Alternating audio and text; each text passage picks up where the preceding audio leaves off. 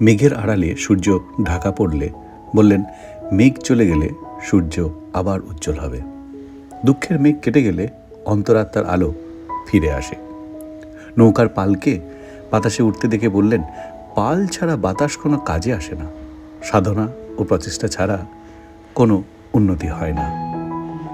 ধূপ জ্বালিয়ে আগুনের কাছে রেখে বললেন, ধূপের সুগন্ধ আগুনকে আরও উজ্জ্বল করে। ভক্তি ও প্রেম আমাদের অন্তরাত্মাকে আরও উজ্জ্বল করে তোলে। একটি বীজকে মাটিতে পুঁতে বললেন, যত্ন না করলে বীজ শুধু মাটিতে পড়ে থাকে। অন্তরাত্মাকে নিয়মিত ধ্যান, জপ ও সেবার যত্ন দাও, তবেই তা ফুলে ফলে উঠবে।